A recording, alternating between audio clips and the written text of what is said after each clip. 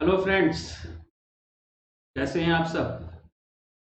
उम्मीद है सब बहुत अच्छे होंगे और पेपर भी आपके बहुत अच्छे हुए होंगे। तो स्क्रीन पर जैसा आप देख रहे हैं, आप लोगों के लिए मैं एडवांस अकाउंट मे 22 का सॉल्यूशन लेकर आ गया हूं। इन सॉल्यूशंस का पीडीएफ आपको टेलीग्राम चैनल पर मिल जाएगा। टेलीग्राम चैनल का लिंक आपको इस वीडियो के डिस्क्रिप्शन में मिल जाएगा। ठीक है, इसका पीडीएफ आपको हमारी ऐप में भी मिल जाएगा और ऐप का लिंक भी आपको इसी डिस्क्रिप्शन में मिल जाएगा। वीडियो के नीचे डिस्क्रिप्शन में ही आपको ग्रुप 1 अकाउंटिंग का सॉल्यूशन का लिंक भी मिल जाएगा, जो मैंने अभी कुछ दिन पहले अपलोड किया था। ठीक है, तो मे 22 का सॉल्यूशन में लेकर आया हूं। बेटा, आप लोग मेरे चैनल को जरूर सब्सक्राइब करें, वीडियो को लाइक करें और जितने भी अपने दोस्तों में शेयर कर सके करें। ठीक है, ये हम लोगों को मोटिवेट करता है और बेहतर करने के लिए।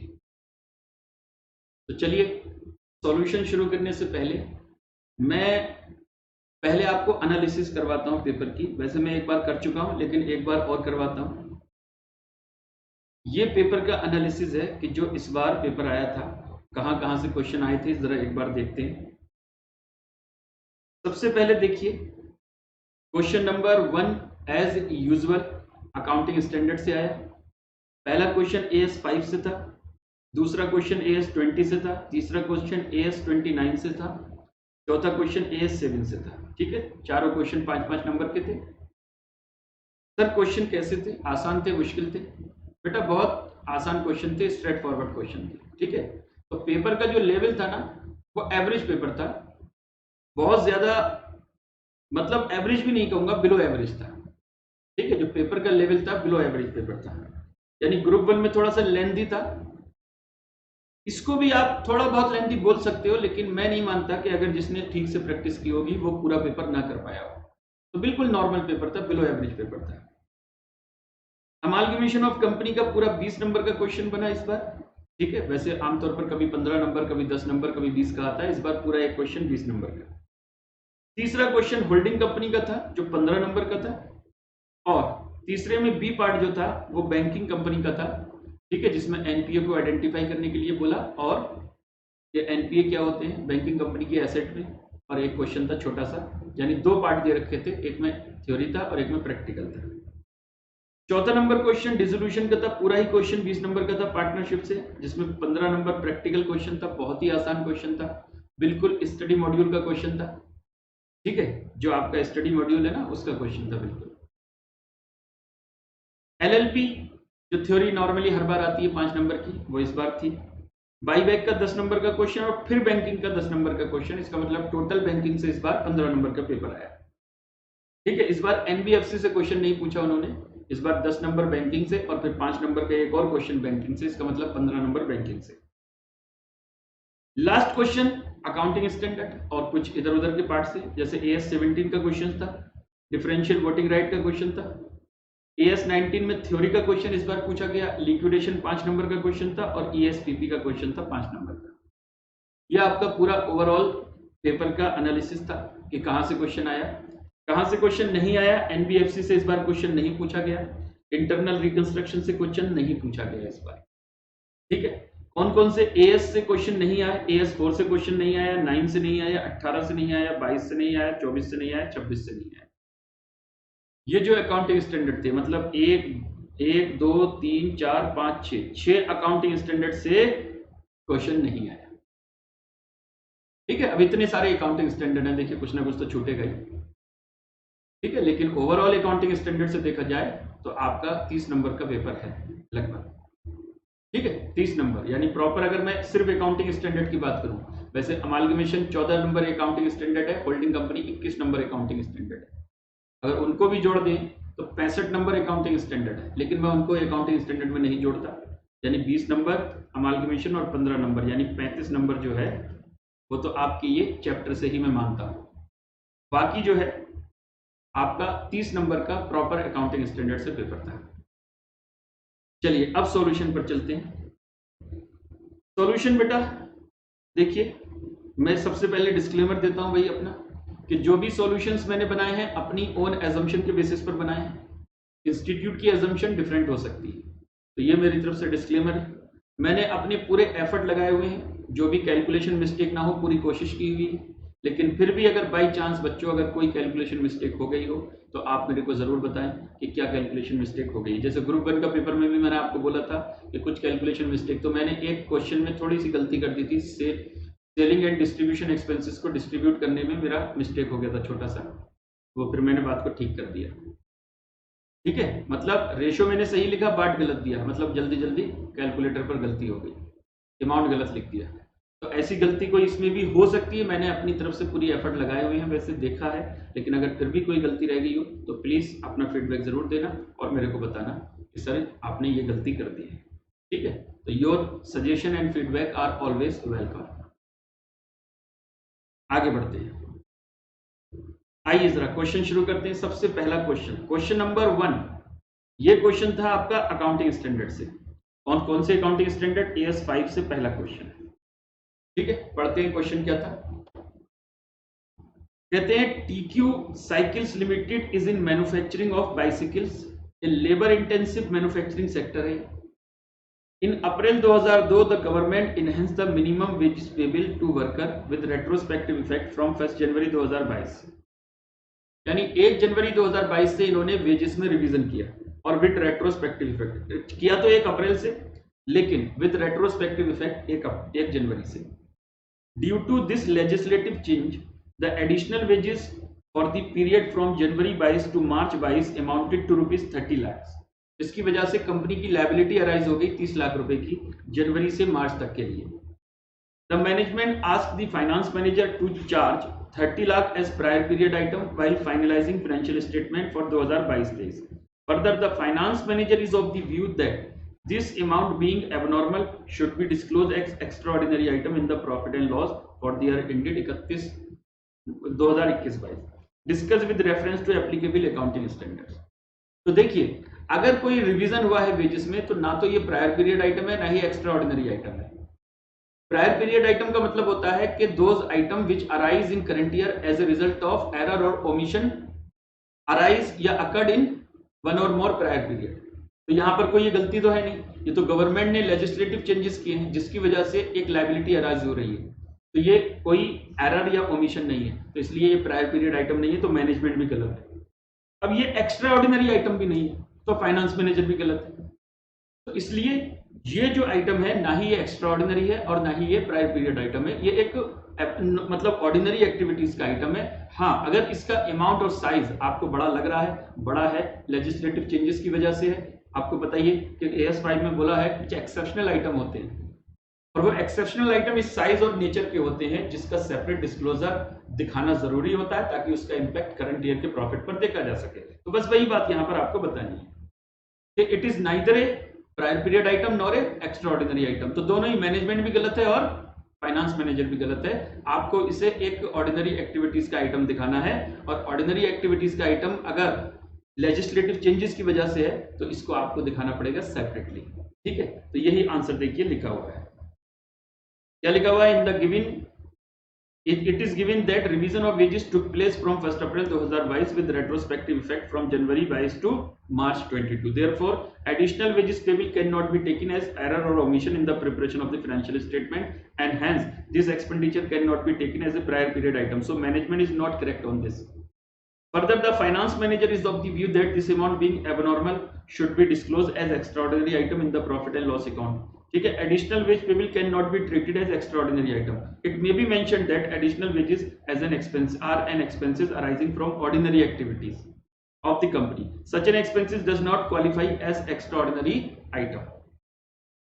ठीक है जी, आगे, however, as per AS5, when the item of income and expenses within profit or loss from ordinary activities are of such size, nature and incidence that their disclosure is relevant to explain the performance of the enterprise for the period, the nature and amount of such item should be disclosed separately.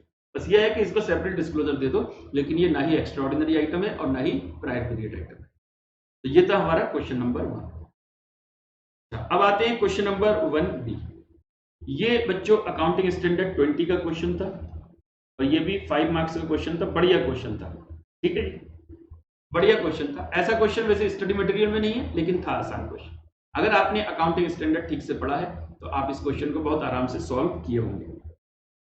NAT, a listed company, as on 1st April 2021 had the following capital structure: 10 lakh equity share having face value of rupee 1 lakh, 10 lakh, यानी 10 lakh equity share है और 10 लाख रुपए ही उसकी value है।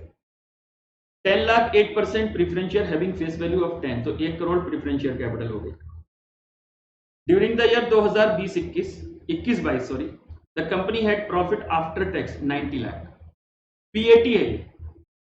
और आपको जब EPS निकालना होगा तो आपको चाहिए earning available for equity share holder, तो पीएटी में से प्रीफरेंस डिविडेंड आपको माइनस करना पड़ता है, तब आता है earning available for equity share holder. On 1st January 2022, NAT made a bonus issue of 1 equity share for every 2 equity share outstanding on 31st December 2021। ठीक है, on 1st January 2022 इसने 2 लाख शेयर फ्रेश इशू भी किया, ठीक है, full market price पर।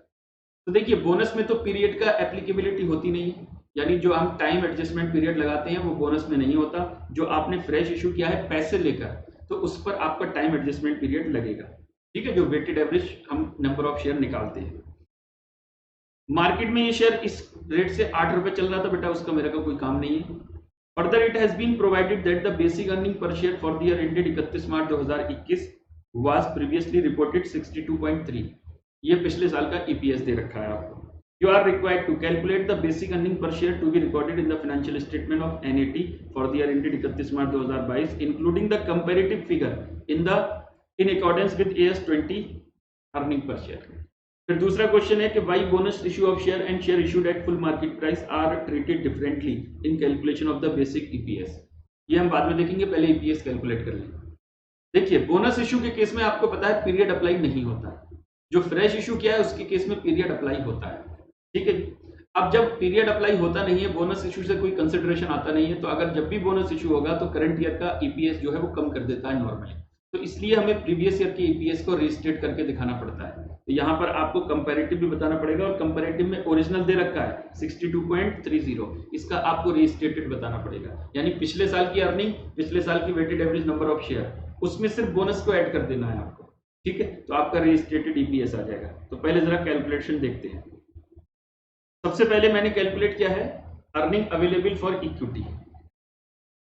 सबसे पहले मैंने अर्निंग अवेलेबल फॉर इक्विटी, देखिए पीएटी दे रखा था 90 लाख, उसमें से प्रीफरेंस डिविडेंड मैंने मान लिया है कि कुमुलेटिव है, ठीक है, क्योंकि ये दे तो रखा नहीं है कि डिविडेंड डिक्लेयर्ड है या नहीं, तो अगर कुमुलेटिव होते हैं तो हमको माइनस करना ही पड़ता है, तो 8 लाख ये बचेगा profit available for equity shareholder. उसके बाद weighted average number of shares देखिए, ओपनिंग बैलेंस दे रखा है 10 लाख, बोनस शेयर आपका हुआ 5 लाख, फिर फ्रेश इशू देखिए 2 लाख आपने शेयर फ्रेश इशू किए, ये 1 0 ज्यादा लग गया बच्चों, 2 लाख इंटू 3/12 50,000, तो 16,50,000 weighted average number of share आ जाएगा। अब देखिए स्टेटमेंट शोइंग बेसिक ईपीएस, एक तो करंट ईयर और एक कंपैरेटिव प्रीवियस ईयर का। Profit available for equity shareholder divided by weighted average number of share, तो ओरिजिनल बेसिक ईपीएस देखिए 4.97 आ रहा है करंट ईयर में, प्रीवियस ईयर में था 62.30, काफी फर्क है, ठीक है। Related EPS sorry restated EPS, restated देखिए पिछले साल आपका जो अर्निंग होगा वो कितना होगा, 10 लाख आपके नंबर ऑफ शेयर थे पिछले साल और 62 रुपए 30 पैसे आपका ईपीएस था, तो इसका मतलब ये जितना भी आएगा 6 करोड़ 23 लाख समथिंग, ये आपका पिछले साल का अर्निंग होगा, ठीक है, डिवाइडेड बाई पिछले साल के नंबर ऑफ शेयर, और इस बार बोनस बस उसमें ऐड कर देना है, तो ये आपका रीस्टेटेड ईपीएस आ जाएगा 41.5। तो ये हो गया आपका EPS.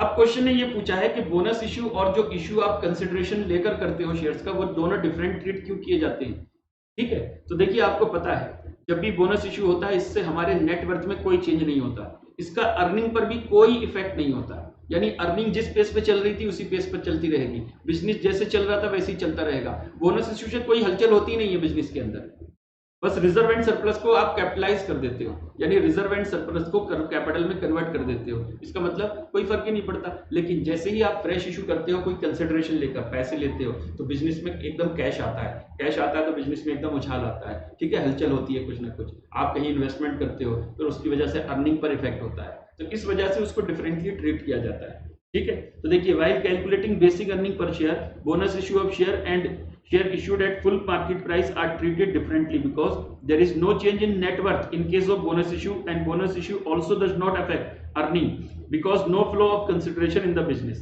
While when we issue share for consideration at full market value, then adequate consideration is received and that changes the net worth of the company and also affect earning of the company. तो इस वजह से हम differently उसको treat करते हैं. तो ये था मेरा बच्चों क्वेश्चन नंबर 2. अच्छा, अब आता है क्वेश्चन नंबर 1C. ये अकाउंटिंग स्टैंडर्ड 29 से क्वेश्चन था. अकाउंटिंग स्टैंडर्ड 29 से क्वेश्चन था. आइए जरा इसको पढ़ते हैं. Alloy Fabrication Limited is engaged in manufacturing of iron and steel rods. ठीक है. The company is in the process of finalization of the account for the year ended 31st March 2022 and needs your advice on the following issues in line with the provision of AS 29. On 1st April 2019, the company installed a huge furnace in their plant. The furnace has a lining that needs to be replaced every 5 years of technical reasons. At the balance sheet date on 31st March 22, the company does not provide any provision for replacement of lining of the furnace. अब सवाल उठता है कि इसका provision हमको बनाना चाहिए? बिल्कुल नहीं बनाना चाहिए. प्रोविजन हम कब बनाते हैं? प्रोविजन इज ए लायबिलिटी, ठीक है, which can be measured by substantial degree of estimation. ये आपको बोलता है AS 29.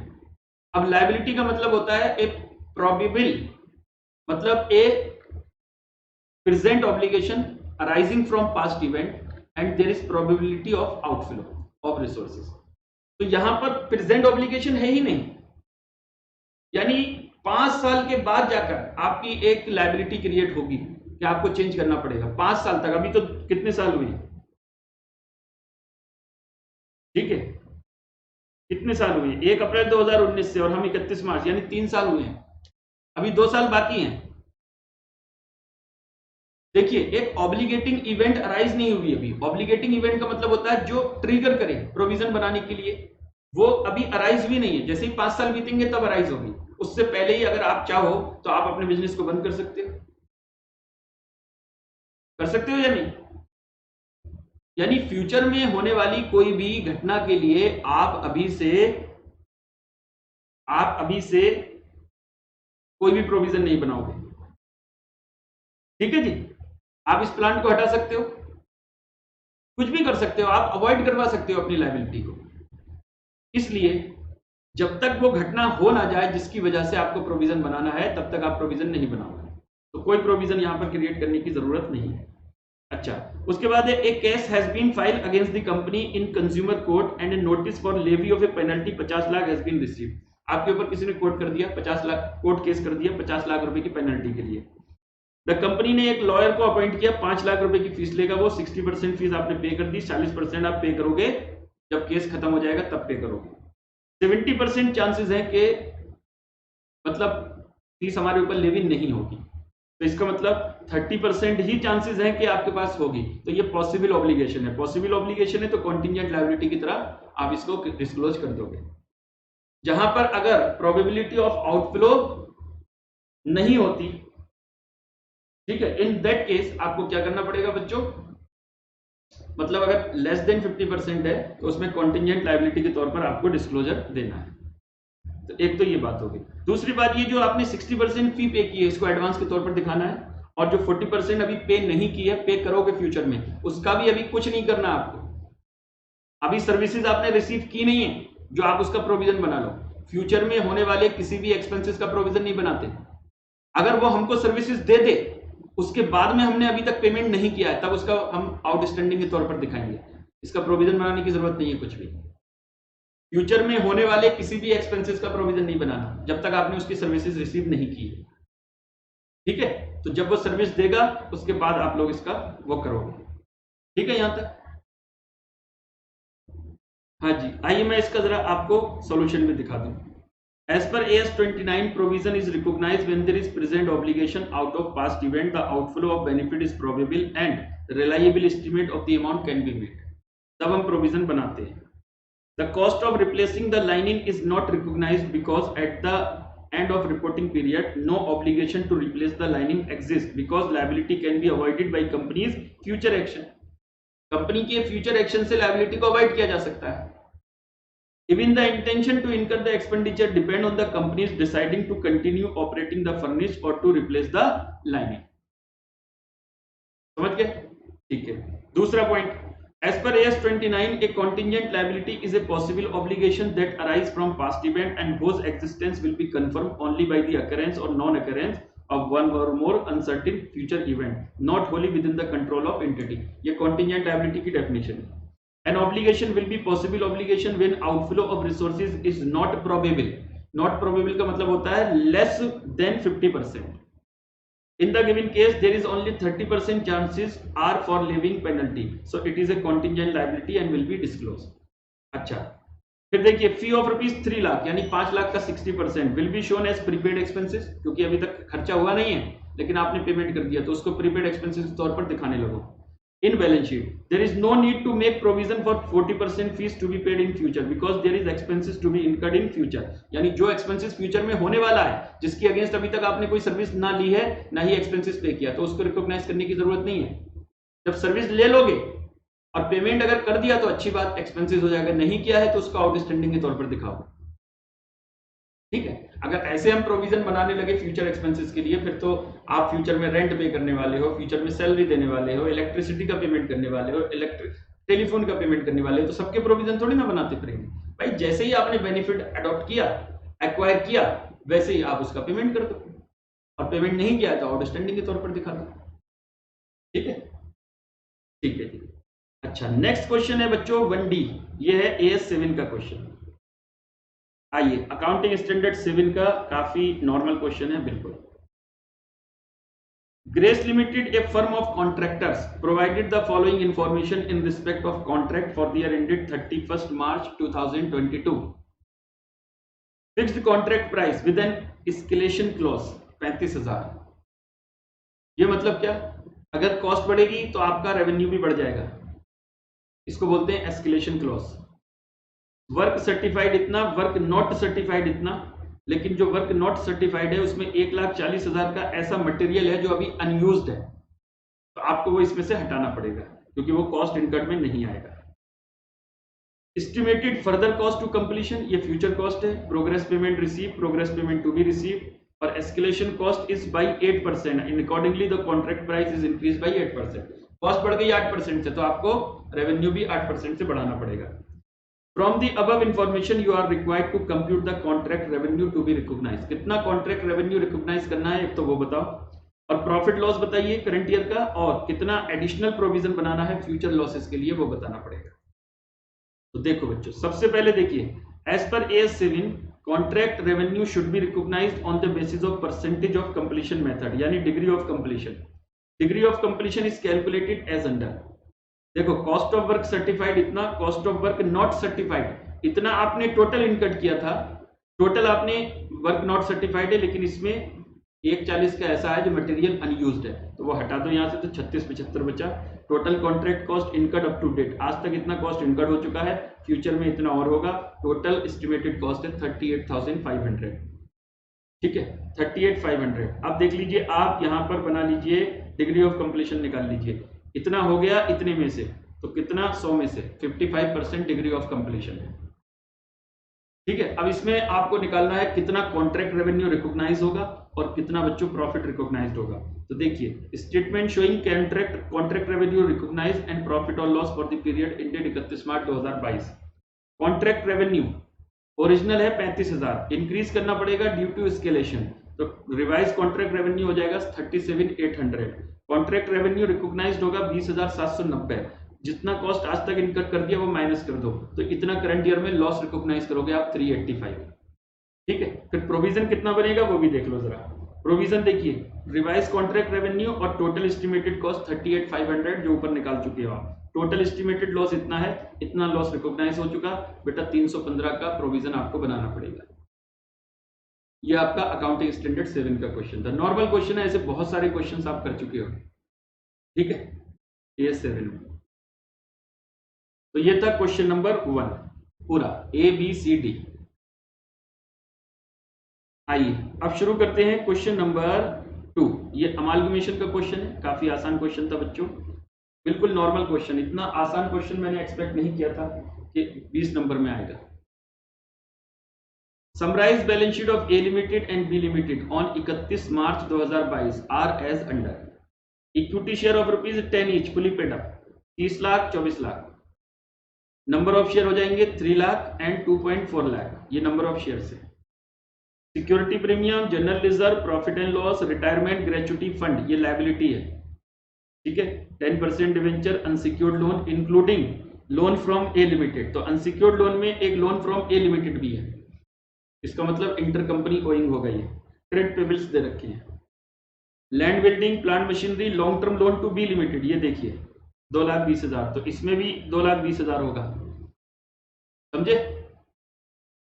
इन्वेंट्री से ट्रेड रिसीवेबल और cash at bank. B limited is to declare and pay ₹1 per equity share as dividend before the following amalgamation take place with Z limited. कहते हैं amalgamation से पहले बी लिमिटेड ने अपने equity share holder को ₹1 पर share के हिसाब से डिविडेंड बांटा, ठीक है। तो कितना डिविडेंड बांटा होगा? बी लिमिटेड के नंबर ऑफ शेयर हैं 240, तो इंटू 1 करूंगा तो 2,40,000 रुपए का डिविडेंड उसने बांटा होगा, ठीक है। तो अमालगमेशन में जब आप कैश को ट्रांसफर करोगे बी लिमिटेड के बच्चों, तो उसमें से ये 3 लाख रुपए में से आप 240 ऑलरेडी घटा दोगे डिविडेंड वाला। तो जब कोई नई कंपनी इसके टेक ओवर करेगी कैश को, तो सिर्फ 60,000 के कैश को टेक ओवर करेगी, समझे। तो जो कैश को टेक ओवर किया जाएगा बैंक बैलेंस, तो 3 लाख टेक ओवर किया जाएगा किसका? ए लिमिटेड का, और 60,000 टेक ओवर किया जाएगा बी लिमिटेड का, क्योंकि बी लिमिटेड ने अमालगमेशन से पहले 2,40,000 का डिविडेंड बांट दिया।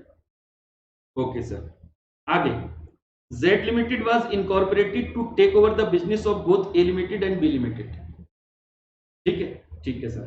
जेड लिमिटेड एक नई कंपनी है, मतलब ए लिमिटेड ने अपने आप को लिक्विडेट किया, बी ने भी लिक्विडेट किया, अब दोनों मर्ज हो गई और दोनों के बिजनेस को टेक ओवर किसने कर लिया? जेड लिमिटेड ने। The authorized capital of Z Limited 60 lakh divided into 6 lakh equity share of ₹10 each, ठीक है, ये तो नोट्स टू अकाउंट में आ जाएगा। As per registered valuer, the value of equity share of A Limited 18 per share and B Limited 12 per share respectively, and agreed by respective shareholder of the companies। मतलब A Limited के share की value 18 है, B Limited के share की value है 12 रुपए। तो already दे रखा है आपको, जो इंट्रिंसिक वैल्यू हम आमतौर पर निकालते हैं वो आपको दे रखा है। तो आपको बस क्या करना है, वेंडर कंपनी की value divided by purchasing company की value into number of share जिसके हैं, उस हिसाब से कितने शेयर इश्यू करेगी परचेसिंग कंपनी वेंडर कंपनी के शेयर होल्डर को, वो आपका निकल आएगा, ठीक है। तो इसका हमें वेंडर कंपनी के दोनों के शेयर की वैल्यू हमको पता चल गई 18 और 12, बस परचेसिंग कंपनी के शेयर की वैल्यू देखना है, तो वो नीचे दे रखा है, देखो। Shareholder of A limited B limited to be issued to be paid by issuing sufficient number of fully paid equity share of ₹10 each at a premium of 10 per share। लीजिए 20 रुपए उसके शेयर की value है, यानी 10 face value है और 10 रुपए premium पर, तो 20 रुपए नई कंपनी के शेयर की वैल्यू है। तो जो रेशो बनेगा वो इस तरह बनेगा, 18/20 ये होगा ए के लिए और 12/20 ये होगा बी के लिए। तो 18/20 into number of share of A limited, ये ए लिमिटेड के लिए पीसी आ जाएगा, और 12/20 into number of share of B limited, ये बी लिमिटेड के लिए पीसी आ जाएगा, ठीक है।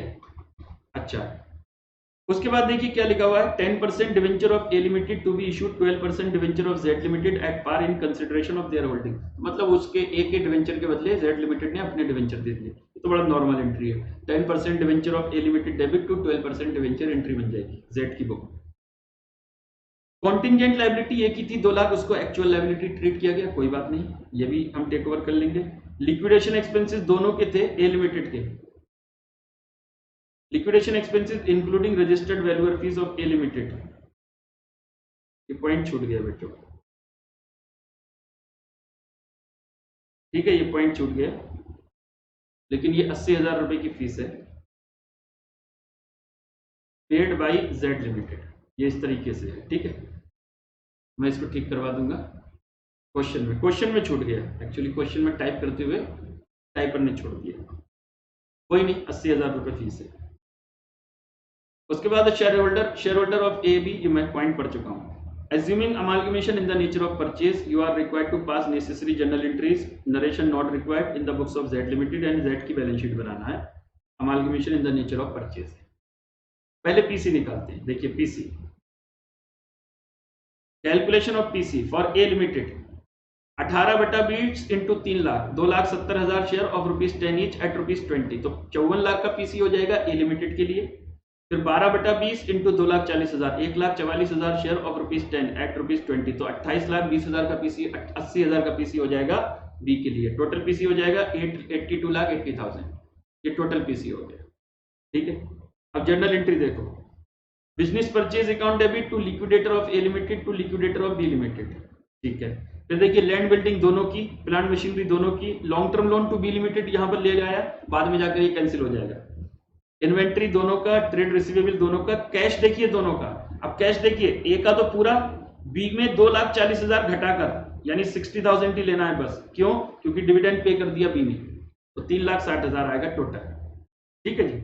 उसके बाद डिवेंचर सिर्फ एक के ही है 20 लाख, रिटायरमेंट ग्रेचुटी 1 लाख रुपए दे रखा, अनसिक्योर्ड दोनों का ले लिया, ट्रेड प्रिविलेज दोनों का ले लिया। अदर लायबिलिटी में देखिए कॉन्टिजेंट लायबिलिटी थी, वो भी उठा ली, और ये आ गया बिजनेस परचेज। और बैलेंसिंग फिगर आ गया बच्चों 11,20,000 गुडविल, ये बैलेंसिंग फिगर हो गया। ठीक है, फिर पीसी का payment, liquidator of A limited, liquidator of B limited to equity share capital, देखो दोनों मिलाकर 4,14,000 के शेयर इशू करे। कैसे? 2,70,000 प्लस 1,44,000, तो 10 और 10 रुपए सिक्योरिटी प्रीमियम में चला जाएगा, 10 रुपए सिक्योरिटी प्रीमियम में चला जाएगा। उसके बाद 10% debenture of A limited debit to 12% debenture Z limited के अपने 20 lakh 20 lakh. Goodwill account debit to bank, ये वही है, ए के और बी के दोनों के खर्चे थे, ए के और बी के दोनों के खर्चे थे, वो ऊपर पॉइंट छूट गया, उसको मैं आपको ठीक करवा दूंगा। ठीक है, तो ए के और बी के दोनों के खर्चे थे जो जेड लिमिटेड ने पे किए, लिक्विडेशन एक्सपेंसेस, तो वो गुडविल में डेबिट हो जाएंगे। अगर ऊपर वाली एंट्री में कैपिटल रिजर्व आया होता तो कैपिटल रिजर्व डेबिट हो जाता, लेकिन यहाँ गुडविल आया तो गुडविल डेबिट हो जाएगा, तो 80,000। और बेटा unsecured loan to loan, long term loan to B limited, ये आपस का जो कॉन्ट्रा आइटम था उसको एलिमिनेट कर दिया, 220, ये आपकी एंट्रीज हो गई। उसके बाद बैलेंस शीट देखिए, बैलेंस शीट में share capital 41,40,000, reserve and surplus में सिर्फ सिक्योरिटी प्रीमियम है, वही आ जाएगा। फिर डिवेंचर देखिए 20 लाख, इसमें देखिए 14-20 में से 2,20,000 घटा दो जो कॉन्ट्रा आइटम था, रिटायरमेंट ग्रेचुटी, ट्रेड पेबल्स इतना हो गया, अदर लायबिलिटी वही कॉन्टिजेंट जो था वो आ गया। बैलेंस शीट देखिए जरा, बैलेंस शीट में टेंजिबल देखिए दोनों का मिलाकर, लैंड बिल्डिंग प्लांट मशीनरी दोनों जोड़ दो, इंटेंजिबल गुडविल 11-20 और 80, 12 लाख का गुडविल हो गया। इन्वेंट्री दोनों का, ट्रेड रिसीवेबल दोनों का, और कैश एंड कैश इक्विवेलेंट 360 उठाकर लाए थे, 80,000 के खर्चे हो गए, लिक्विडेशन एक्सपेंसेस, तो 280 बचा। ये दोनों का बैलेंस शीट मैच कर गया। ठीक है, ये हो गया आपका अमालगमेशन का क्वेश्चन, 20 नंबर का क्वेश्चन था। कोई बहुत बड़ा क्वेश्चन तो था नहीं, बढ़िया क्वेश्चन, मतलब नॉर्मल क्वेश्चन था बिल्कुल। ठीक है, ये श्योर कैपिटल का मैंने नोट बना दिया, ऑथराइज्ड कैपिटल को नोट्स में दिखा दिया, और फिर इशूड कैपिटल को ये देख सकते हो। ठीक है, ये ऑथराइज्ड कैपिटल है और ये इशूड कैपिटल है, सारी की सारी कंसिडरेशन के तौर पर इशू की है। अच्छा, क्वेश्चन नंबर 3 में 3 का ए पार्ट 15 नंबर का होल्डिंग कंपनी का क्वेश्चन है, बहुत ही सिंपल क्वेश्चन था। White Limited acquired 2250 share of Black Limited on 1 October 2020, summarise balance sheet दे रखी है 31 मार्च, यानी इस क्वेश्चन में टाइम एडजस्टमेंट लगेगा। देखो 1/4/2020 से 31 मार्च 2021, और यहाँ पर शेयर खरीदे हैं आपने 1/10/2020 को, यहाँ शेयर खरीदे हैं, तो यहाँ से यहाँ तक का प्रॉफिट फ्री होगा और यहाँ के बाद पोस्ट होगा।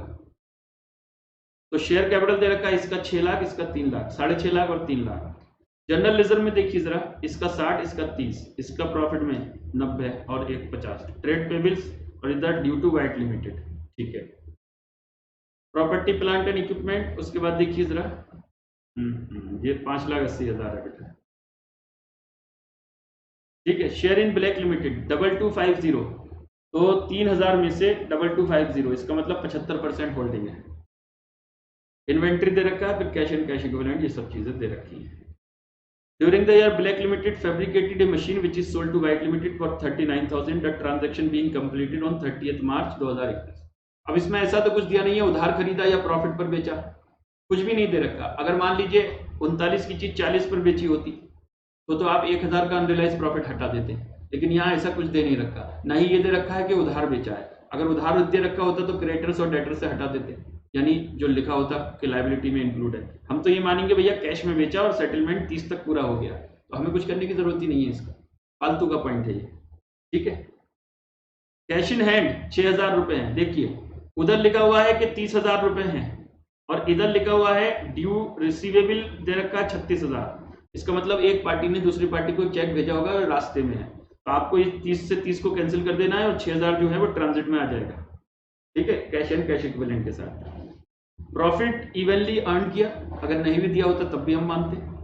उसके बाद देखो जनरल रिजर्व, वैसे देखो व्हाइट लिमिटेड का तो मेरे को चाहिए ही नहीं, इसका तो फालतू में दे रखा है, मेरे को चाहिए ही नहीं है, मेरे को चाहिए ब्लैक लिमिटेड का बस। तो ब्लैक लिमिटेड का 1 अप्रैल को जो दे रखा है वही 31 मार्च को है, तो इसका मतलब ये पूरा का पूरा प्री है, प्री।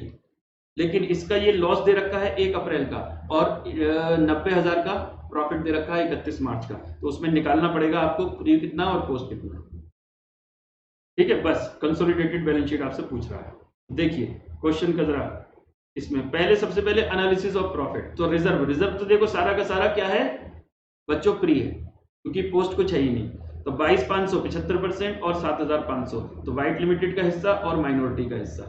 फिर प्रॉफिट एंड लॉस अकाउंट में देखिए प्री पोस्ट और टोटल दे रखा है 90 और प्री में 1 अप्रैल को दे रखा है 1 अप्रैल है, 1 अप्रैल को दे रखा है बच्चों 10,000। ठीक है जी, अब टाइम एडजस्टमेंट लगाओ, आपने पूरे साल में 1 लाख रुपए कमाए, इस 1 लाख में से 50,000 प्री हो जाएगा और 50,000 पोस्ट हो जाएगा, तो 50,000 इधर ले आए, 50,000 इसमें से माइनस कर देंगे, तो ये बचेगा 40 और ये होगा 50। इस 40 के 2 टुकड़े करोगे 75 25, इसके भी 2 टुकड़े करोगे। ठीक है, फिर कॉस्ट ऑफ कंट्रोल देखिए गुडविल, इस क्वेश्चन में कैपिटल रिजर्व आया है कितना 7500, कॉस्ट ऑफ इन्वेस्टमेंट था 2,70,000, share capital 75%, share in reserve यानी प्री रिजर्व जो था 22,500, शेयर इन प्री प्रॉफिट 30,000, आपका कैपिटल रिजर्व आ गया 7,500। ठीक है, अच्छा माइनॉरिटी इंटरेस्ट देखिए, share capital, share in pre reserve और share in pre and post दोनों मिलाकर 22,500, टोटल हो गया 1,05,000। अच्छा कंसोलिडेटेड रिजर्व एंड सरप्लस में कैपिटल रिजर्व 7.5 आया था, रिजर्व में देखिए जो होल्डिंग का था वही रहेगा, और profit and loss account holding का क्लोजिंग 1.5 लाख था, उसमें 37,500 जो इसका पोस्ट एक्विजिशन प्रॉफिट में हिस्सा वो जोड़ दो, ये 255 आ जाएगा। ठीक है, और बैलेंस शीट देखिए यहाँ पर मैंने बनाकर दिखा दी, ये शेयर कैपिटल ये, कंसोलिडेटेड ये, माइनॉरिटी इंटरेस्ट ये, करंट लायबिलिटी ये, पीपी इतना आया है, इन्वेंट्री इतना और कैश एंड कैश इक्विवेलेंट इतना, ये बैलेंस शीट मैच होगी। कुछ भी तो नहीं था क्वेश्चन में, बिल्कुल एक नॉर्मल क्वेश्चन था बच्चों वाला। अच्छा अब देखिए एंड उसका बैंकिंग कंपनी का क्वेश्चन था, कौन सा, what right A short note on non performing asset of A banking company. Banking company की एसेट नॉन परफॉर्मिंग कब होती है, तो आपको पता है अगर 90 दिन से ज्यादा आपका इंटरेस्ट या प्रिंसिपल ड्यू हो जाए किसी भी लोन में तो वो आपका एनपीए बन जाता है। तो यहाँ पर देखिए मैंने लिख रखा है non performing asset criteria of banking company are as under. Bill purchase and discount के केस में ये एनपीए कब बनेगा, जब amount remain overdue for a period exceeding 90 days. 90 days तक तो ठीक है, जैसे 90 डेज बीते आपका वो एनपीए बन जाएगा। टर्म लोन में भी 90 डेज बीतने के बाद हो जाएगा। ओवरड्राफ्ट के केस में क्या होगा, अगर आपका अकाउंट आउट ऑफ ऑर्डर हो जाए 90 डेज से ज्यादा, ठीक है जी, तो आपका जो है वो ओवरड्राफ्ट के केस में वो एनपीए हो जाता है। अब आउट ऑफ ऑर्डर कब माना जाएगा, देखो total outstanding balance remain continuously in excess of the sanctioned limit drawing power for a continuous period of 90 days prior to the balance sheet date. जैसे मान लीजिए ओवरड्राफ्ट में आपकी सैंक्शन लिमिट है 1 लाख और आपने निकाल रखी है 1.5 लाख, और ये 1.5 लाख कंटिन्यूअसली रहता है, यानी सैंक्शन लिमिट से ऊपर रहता है 90 डेज से ज्यादा, तो ये एनपीए बन जाएगा। दूसरा, अगर ये नहीं है, मान लीजिए ये 1 लाख है और विड्रॉवल जो है वो 90,000 है, यानी सैंक्शन लिमिट 1 लाख है, विड्रॉवल 90,000 है, तब क्या होगा इन दैट केस, तब एनपीए कब बनेगा, तब एनपीए देखिए बनेगा though the outstanding balance is less than sanction limit drawing power, there have been no credit for continuous period of more than 90 days prior to the date of balance sheet date. यानी आपने 90 दिन से कुछ भी नहीं डाला उस account में, 90 दिन तक कुछ भी नहीं डाला, तो जैसे ही 90 दिन बीतेंगे वो एनपीए बन जाएगा। या डाला, कुछ पैसे आपने डाले लेकिन जो इंटरेस्ट बना उससे भी कम थे वो, जैसे मान लीजिए इंटरेस्ट है आपका 1,000 और आपने सिर्फ 800 रुपए ही डाले, तो इसका मतलब जो इंटरेस्ट आपने डेबिट किया होगा, आपका डेबिट हुआ होगा ओवरड्राफ्ट में, आपने जो क्रेडिट किया वो सिर्फ 800 रुपए ही डाला, यानी इंटरेस्ट भी कवर नहीं कर पाया आपका क्रेडिट अमाउंट। ठीक है, तो credit during the aforesaid period are not enough to cover the interest debited during the same period, तो ये आपका एनपीए बन जाते हैं ये केस में। अच्छा अब इसमें एक प्रैक्टिकल क्वेश्चन पूछा, देखो ओवरड्राफ्ट से रिलेटेड ही, आपसे कहता है the bank provide you following information relating to their two cash credit account. Cash credit मतलब ओवरड्राफ्ट समझ लो। सैंक्शन लिमिट है 4500, ड्रॉ करा है आपने, ड्रॉइंग पावर है आपकी 4200, यानी 4200 विड्रॉ कर सकते हो। आपने विड्रॉ कर रखा है 3600, तो सैंक्शन लिमिट से तो कम है। इंटरेस्ट डेबिट है 288, लेकिन इंटरेस्ट आपने बच्चों क्रेडिट किया है सिर्फ 120, यानी इंटरेस्ट जो आपने क्रेडिट किया है वो 220 से भी मतलब 288 से कम है, यानी जितना इंटरेस्ट डेबिट किया था उसको उससे भी कम है क्रेडिट, और 90 दिन से ज्यादा देखो हो चुके हैं, है ना। 1 जनवरी से लेकर 31 मार्च 2021 से है, तो 90 दिन से ज्यादा हो चुके हैं। इसका मतलब ये खाता है एनपीए। क्यों? क्योंकि इंटरेस्ट डेबिट से क्रेडिट अमाउंट कम है।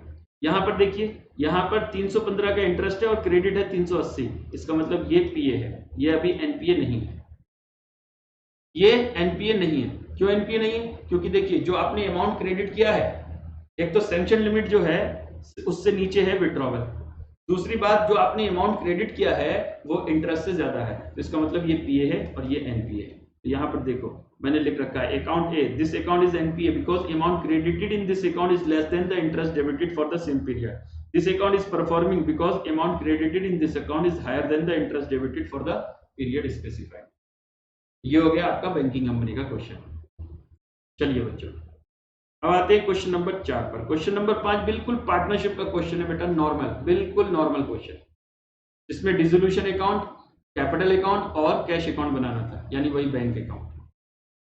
तो Ajay, Vijay, Sanjay have been in partnership for number of years sharing profit and losses in 774 as a wholesale stationer running business under the name AVS traders. On 31st March 2021, it was found that some fraud were committed by Sanjay during the year 2020-21। Sanjay ने कोई fraud कर दिया। It was decided to dissolve the partnership on 31 March 2021 when their balance sheet stood as under। ये balance sheet है, इन दोनों का capital positive है, general reserve है, क्रेडिटर्स है, बीपी है, बिल्डिंग है, इन्वेंट्री, इन्वेस्टमेंट, डेटर्स, बैंक, और संजय का कैपिटल दे रखा देखिए negative. Investment costing 8000 were sold by Sanjay 11000 and the fraud were transferred to his personal account. The sale was omitted from the books। मतलब 8000 के इन्वेस्टमेंट संजय ने बेचे, लेकिन उसने अपने पर्सनल अकाउंट में ट्रांसफर कर लिए, बैंक मतलब बिजनेस की बुक में वो एंट्री बनी ही नहीं। तो इन्वेस्टमेंट को आप पहले तो भेज दोगे टोटल, कहाँ भेज दोगे? रियलाइजेशन अकाउंट के डेबिट में। उसके बाद जो 11000 रुपए संजय ने ले रखे हैं उसको संजय की कैपिटल अकाउंट को क्रेडिट कर दोगे। आप ये मान लोगे कि 8000 के इन्वेस्टमेंट संजय ने 11 में ले लिए। तो जब कोई पार्टनर कोई एसेट ले लेता है तो जिस वैल्यू पर लेता है उसकी एंट्री बनाते हैं partners capital account debit to realisation account. तो by Sanjay capital realisation account के क्रेडिट में आ जाएगा 11000 से, और कैपिटल अकाउंट के डेबिट में चला जाएगा टू रियलाइजेशन 11000 से। इसी तरीके से 7000 का डेटर से एक चेक मिला और संजय ने अपने अकाउंट में ट्रांसफर कर लिया, मिस एप्रोप्रिएट कर लिया, तो इसमें भी आपको लिखना पड़ेगा डेटर 7000 के संजय ने ले लिए। तो रियलाइजेशन अकाउंट के क्रेडिट साइड में बाई संजय कैपिटल और संजय कैपिटल के अकाउंट में टू रियलाइजेशन करके 7000 आ जाएगा। ठीक है। एक क्रेडिटर जिसने इन्वेस्टमेंट टेक ओवर कर लिया जिसकी बुक वैल्यू थी 9000 13000 रुपए में, तो इसका क्या करना है? इसकी बेटा रियलाइजेशन अकाउंट में तो कोई एंट्री नहीं बनेगी, बस क्रेडिटर्स जितने भी थे उसमें से 13000 आपको माइनस करना पड़ेगा और बाकी क्रेडिटर्स का पेमेंट करना पड़ेगा। ठीक है। Rest of the creditors were paid off at 10% discount. तो टोटल क्रेडिटर्स जितने भी थे उसके 13000 माइनस करो और जो बचेगा उसको 10% डिस्काउंट पर पेमेंट कर दो। बाकी एसेट देखो कुछ इस तरह रियलाइज हुई। ठीक है, कुछ इस तरह रियलाइज हुई। 500 रुपए का बिल का पेमेंट एक्सपेंसेस इतना आया और संजय जो है इंसॉल्वेंट हो गया, उसके एस्टेट से सिर्फ 7000 रुपए मिले। अब संजय अगर इंसॉल्वेंट हुआ है तो उसकी डेफिशिएंसी को बाकी जो सॉल्वेंट पार्टनर है उनको बियर करना पड़ेगा अपने कैपिटल के रेशियो में, क्योंकि गार्नर वर्सेस मरे रूल लगाएंगे अगर कुछ ना दिया हो। और कैपिटल कौन सी लेते हैं? जो डिसोल्यूशन से पहले थी। ठीक है, तो इस क्वेश्चन में बराबर बराबर आएगा, बराबर बराबर दे रखा है। अगर रिजर्व पार्ट कर भी कंसीडर करोगे तो बराबर बराबर आ रहा है। ठीक है, ये देखिए इन दोनों के रेशियो में, इस अमाउंट के रेशियो में, इस अमाउंट के रेशियो में, तो ये दोनों ही अमाउंट बराबर बराबर आ रहा है। तो बराबर बराबर उसकी डेफिशिएंसी देखिए ये आई थी, उस डेफिशिएंसी को 39,840 की डेफिशिएंसी थी, इन दोनों में बांट दिया जाएगा उसको। फिर ये बैलेंस बचता है, ये बैंक अकाउंट में चला जाएगा। ठीक है, और फिर ये थ्योरी का क्वेश्चन है बच्चों, डेजिग्नेटेड नेचर ऑफ लायबिलिटी पूछा है एलएलपी, और डेजिग्नेटेड पार्टनर कौन हो सकता है, उसकी क्या लायबिलिटी है ये पूछा गया। ये थ्योरी का क्वेश्चन है, देख लेना। या फिर बाईबैक का बहुत ही सिंपल क्वेश्चन है, बहुत ही सिंपल क्वेश्चन। बाईबैक की लिमिट पूछी है 3 सिचुएशन में। एक कहता है जब एग्जिस्टिंग सिचुएशन जिसमें लोन है 2520, फिर कहता है एक 1680 अगर लोन है तो क्या होगा और 2100 लोन है तो क्या होगा। तो बेटा पहली सिचुएशन में और 2100 वाली में तो बाईबैक पॉसिबल ही नहीं है, सिर्फ 1680 वाले में बाईबैक पॉसिबल है, वो भी 5.25 करोड़ का। ठीक है, तो इसी सिचुएशन में बाईबैक पॉसिबल है और इसी के हिसाब से एंट्री बन जाएगी। यहाँ पर ये मैंने एंट्री बनाई है, 3 एंट्री बनेंगी, पहले बाईबैक करने की, उसके बाद शेयर कैपिटल को कैंसिल करने की और फिर सीआरआर बनाने की और सीआर प्रीमियम को राइट ऑफ करने की, ये एंट्री बनेगी। ठीक है, यानी जब हमारा सिचुएशन 1 2520 बाईबैक पॉसिबल नहीं है, 2100 है तब भी पॉसिबल नहीं है, क्योंकि प्रेजेंट इक्विटी कितनी है 1050। अब 1050 को दुगना करोगे डेट इक्विटी रेशियो में तो वो डेट बहुत ज्यादा हो रहा है, तो 2:1 से ज्यादा पहुंच जाएगा रेशियो अगर आप बाईबैक करते हो। इसमें तो अभी फिलहाल ज्यादा ही है, बाईबैक करने पर और ज्यादा हो जाएगा, और इसमें अभी बराबर है बिल्कुल 2:1, बाद में जाकर कम हो जाएगा अगर बाईबैक के बाद। इससे इसी कंडीशन में हो सकता है बाईबैक। फिर बैंकिंग कंपनी में देखिए weighted average capital risk weighted asset ratio निकालने के लिए आया था। इसमें देखिए कैपिटल टियर 1 कैपिटल टियर 2 निकालनी थी, फिर रिस्क वेटेड एसेट निकालने थे और फिर रिस्क वेटेड एसेट रेशियो निकालना था। नॉर्मल क्वेश्चन था बिल्कुल, इसमें कुछ भी ऐसा नहीं था, देख लीजिए आप। ठीक है, ये कैपिटल टियर 1 टियर 2 आ गई, फिर उसके बाद रिस्क वेटेड एसेट, फिर ऑफ बैलेंस शीट आइटम, इन सबको जोड़कर हमने ये 13.64% आंसर आ गया। अब एएस के क्वेश्चन और छोटे छोटे क्वेश्चन जो होते हैं, क्वेश्चन नंबर 6 बच्चों देखो जरा, 6 का ए पार्ट 5 नंबर का, एएस 17 का क्वेश्चन है ये।